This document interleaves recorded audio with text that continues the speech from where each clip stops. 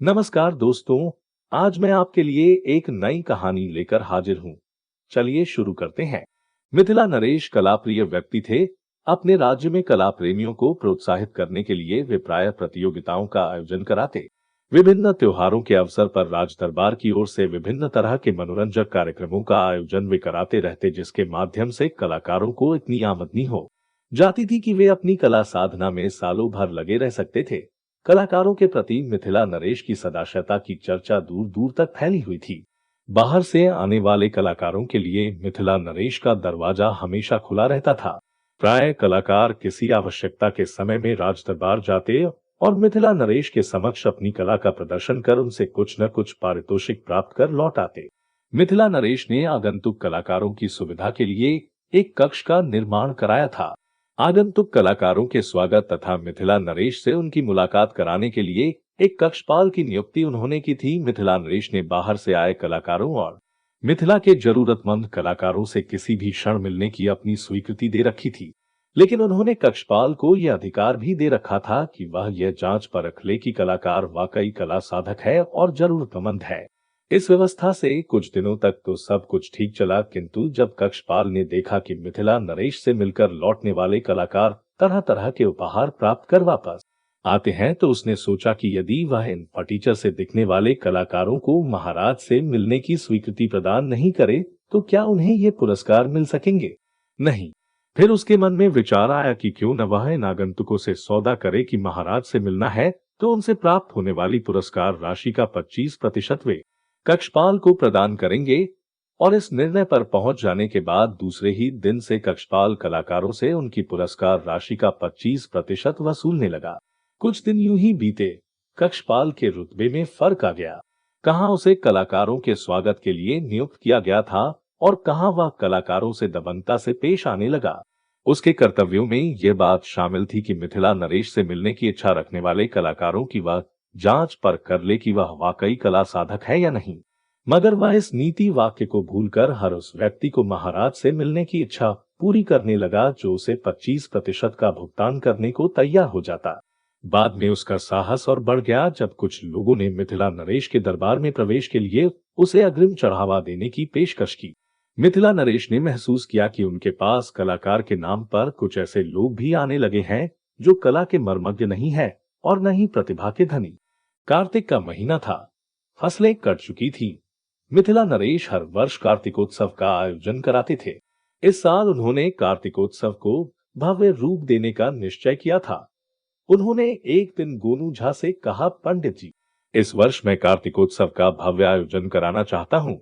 मैं चाहता हूँ कि इस आयोजन में दूसरे राज्यों के कलाकारों को भी विशेष आमंत्रण भेजूं।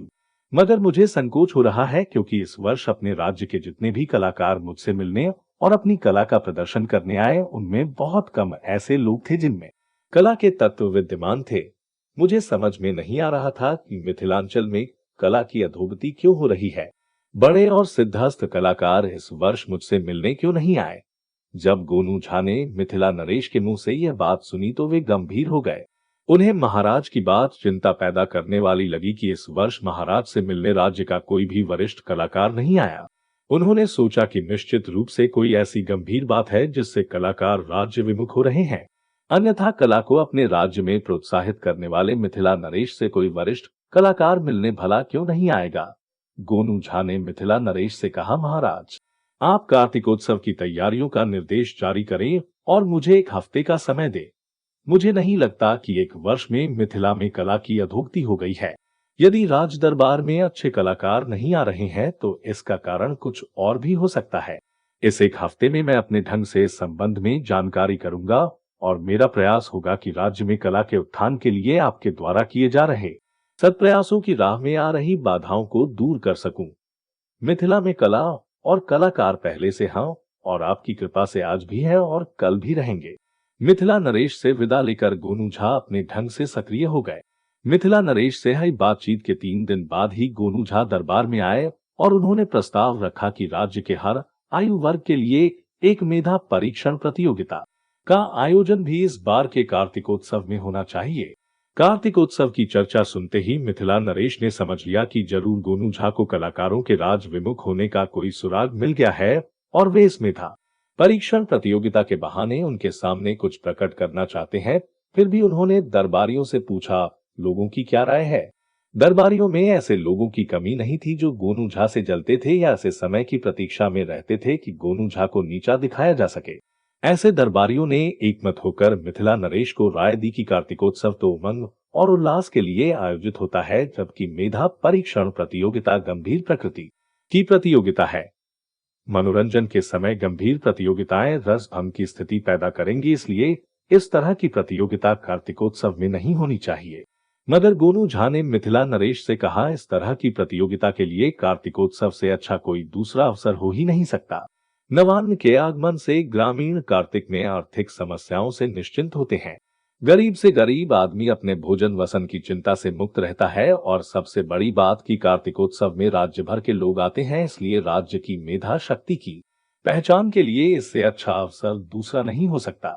मिथिला नरेश को गोनू झा का तर्क पसंद आया और उन्होंने मेधा परीक्षण प्रतियोगिता के आयोजन की स्वीकृति दे दी।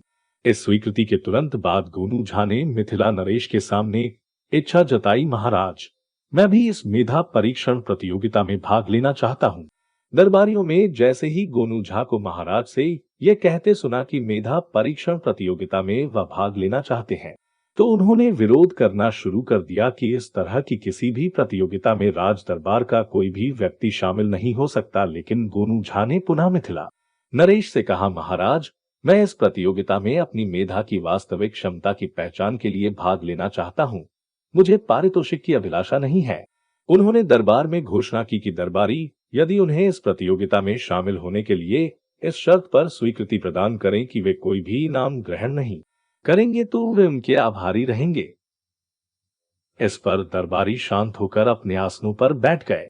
महाराज ने गोनू झा को मेधा परीक्षण प्रतियोगिता में भाग लेने की स्वीकृति दे दी। 5 दिन बाद मिथिला का प्रसिद्ध कार्तिकोत्सव प्रारंभ हुआ। एक पखवाड़े तक चलने वाले इस आयोजन में राज्य भर के कलाकार तो आए ही, राज्य के बाहर के भी विशेष आमंत्रित कलाकारों ने अपनी कला का प्रदर्शन किया। कार्तिकोत्सव के समापन समारोह के दिन पुरस्कार वितरण की व्यवस्था के लिए विशेष रूप से बनवाया गया बृहद पंडाल खचाखच भरा था। मिथिला नरेश पुरस्कार वितरण के लिए स्वयं मंच पर आसीन थे। सबसे पहले मेधा परीक्षण प्रतियोगिता के परिणाम सुनाए गए। गोनू झा का प्रदर्शन सर्वश्रेष्ठ निरूपित हुआ था, लेकिन उन्होंने घोषणा कर रखी थी कि वे पुरस्कार नहीं लेंगे, इसलिए उनके बाद प्रथम, द्वितीय और तृतीय स्थान पर आए लोगों को पुरस्कार दिए गए। इस पुरस्कार वितरण के बाद मिथिला नरेश ने अपनी ओर से गोनू झा को कुछ इनाम देने की इच्छा जाहिर की। तब गोनू झा ने कहा, यदि महाराज मुझे कुछ देना चाहते हैं तो मुझे मुहमांगा इनाम दें। उनकी बात सुनकर पंडाल में बैठे दरबारियों में कानाफूसी होने लगी। अंततः मिथिला नरेश ने गोनू झा से पूछा, हाँ पंडित जी, आप बताएं कि आपको क्या इनाम चाहिए। गोनू झा ने कहा, मुझे नंगी पीठ पर 1000 कूड़ा का इनाम दे। उनकी यह मांग सुनते ही पंडाल में सन्नाटा छा गया। पंडाल में बैठे ईर्ष्यालु दरबारियों के मुंह खुले के खुले रह गए। गोनू झा की मांग इतनी अप्रत्याशित थी कि दरबारियों की समझ में नहीं आया कि आखिर गोनू झा इस तरह 1000 कोड़ों की मार क्यों खाना चाहते हैं। 5-10 कोड़े में तो आदमी बेदम हो जाता है और गोनू झा 1000 कोड़े खाएंगे। यह आत्महत्या नहीं तो और क्या है। मिथिला नरेश भी हतप्रभ थे। उन्होंने गोनू झा से कुछ और मांगने को कहा, मगर गोनू झा ने कहा, महाराज, आपने मुझे मुहमांगा इनाम देने की घोषणा की है, अब उससे मुकरे नहीं। मुझे 1000 कोड़ों का इनाम चाहिए, नंगी पीठ पर और कुछ भी नहीं। अंततः मिथिला नरेश ने गोनू झा की पीठ पर 1000 कोड़े लगाने का निर्देश दे दिया। कोड़े लेकर 2 मुस्टंडे सिपाही मंच पर आ गए। तब गोनू झा ने मिथिला नरेश से कहा, पंडाल में अगली पंक्ति में बैठे कलाकार स्वागत कक्षपाल को पहले मंच पर बुलाया जाए। मिथिला नरेश समझ चुके थे कि गोनू झा उनके सामने कुछ रहस्य उद्घाटन करने वाले हैं। उन्होंने कक्षपाल को मंच पर लाने का निर्देश दिया। कक्षपाल जब मंच पर लाया गया तो उसके चेहरे पर हवाइयां उड़ रही थी। कार्तिक के ठंड में भी माथे पर पसीने को बूंदे चुचुहा आई थी। वह डरा और सहमा सा दिख रहा था। गोनू झा ने कक्षपाल का हाथ फैलाकर मंच पर स्वागत करते हुए कहा, आइए कला पारखी कलाकार सिख स्वागत कक्ष प्रभारी कक्षपाल महोदय, बिना आपकी स्वीकृति के कोई राज्य द्वारा आयोजित प्रतियोगिता में भाग नहीं ले सकता। आपसे अनुमति मिलने के एवज में अपने पारितोषिक का 25% भुगतान का वादा मैं सार्वजनिक रूप से पूरा कर रहा हूं ताकि भविष्य में मेरे लिए भी अपराध दरबार में प्रवेश का मार्ग प्रशस्त रखें। महाराज के कान में जब गोनू झा की बातें पहुंची तब उन्होंने समझ लिया कि कक्षपाल किस तरह का गोरख धंधा चला रहा था तथा क्यों गोनू झा ने मेधा परीक्षण प्रतियोगिता के आयोजन में शरीक होने की अनुमति दी थी। उन्होंने गोनू झा की ओर देखा, तब गोनू झा ने कहा, महाराज, इस कक्षपाल की पीठ पर 250 कोड़े लगवाएं। इसने मेरे साथ सौदा किया था कि जो भी पारितोषिक मुझे मिलेगा उसका 25% मैं इसे दे दूंगा। ऐसा नहीं करने पर इसने चेतावनी दी थी कि फिर यह भविष्य में कभी भी नरेश से मिलने का अवसर मुझे प्रदान नहीं करेगा।